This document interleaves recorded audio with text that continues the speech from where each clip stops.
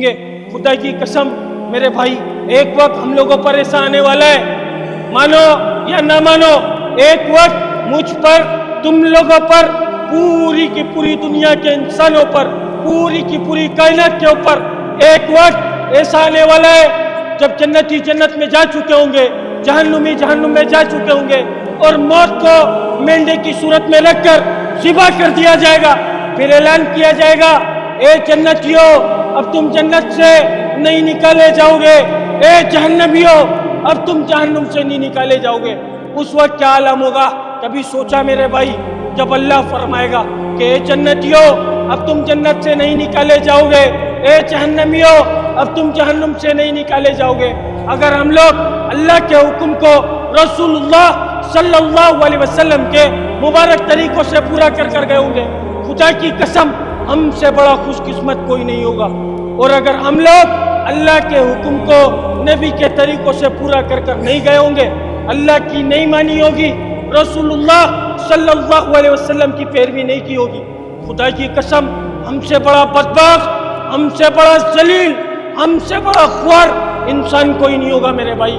اللہ کے واسطے رسول اللہ صلی اللہ علیہ وسلم فرما رہے, جس کا مفہوم ہے کہ بہترین شخص کون ہے؟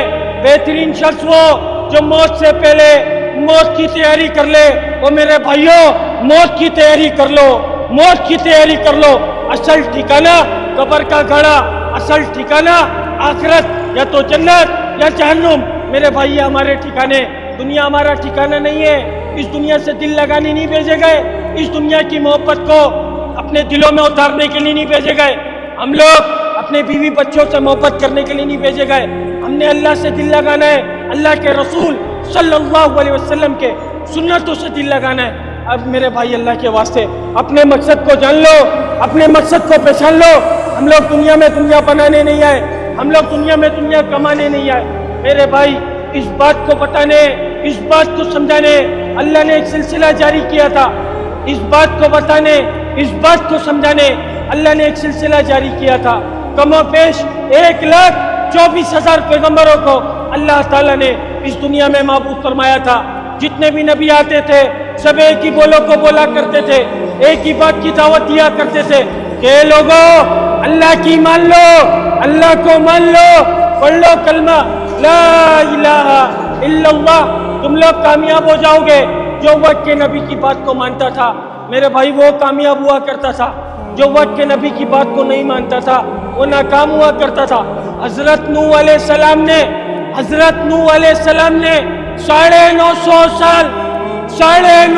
سال میں نے بولا آسانی سے بول دیا, تم لوگوں نے سنا آسانی سے سن لیا. میرے بھائی ایک طویل عرصہ ہوتا ہے, 950 سال اللہ کی طرف بلایا اپنی قوم کو. کم و بیش 80-82 لوگوں نے بات کو مانا تھا, 80-82 لوگوں نے بات کو مانا تھا. اللہ نے ان کو کامیاب کر دکھا دیا. اور اللہ یہاں پر دکھا رہے, کیا دکھا رہے؟ اللہ کے نبی, ان کی بیوی, ان کا بیٹا. اللہ کے نبی نے حکم دیا, اللہ کے نبی اللہ کا حکم دنیا میں لے کر آئے. آپ کی بیوی نے, آپ کے بیٹے نے بات کو نہیں مانا. 80-82 لوگ بات کو ماننے والے تھے. اللہ نے ان لوگوں کو کیا کرا؟ قیامت تک کے لیے کامیاب کر دیا. آپ کی بیوی نے بات کو نہیں مانا, آپ کے بیٹے نے بات کو نہیں مانا. سوچو یار, وہ نبی, ان کی بیوی, ان کے بیٹے, اللہ کی کسی سے رشتہ داری نہیں ہے, اللہ کی کسی سے دوستی نہیں. اللہ کے نبی, ان کی بیوی, ان کا بیٹا, اللہ کے نبی نے اللہ کے حکم کو پورا کرا. آپ کی بیوی نے بات کو نہیں مانا, آپ کے بیٹے نے بات کو نہیں مانا, اللہ نے ناکام کر دکھا دیا. اب ہم سب کا ایمان, ہم سب کا یقین ہمارے نبی رسول اللہ صلی اللہ علیہ وسلم آخری نبی, قیامت تک کوئی نبی آئے گا؟ آواز نکالو نا بھائی, میری آواز نہیں نکل رہی, اپنی تو نکال لو.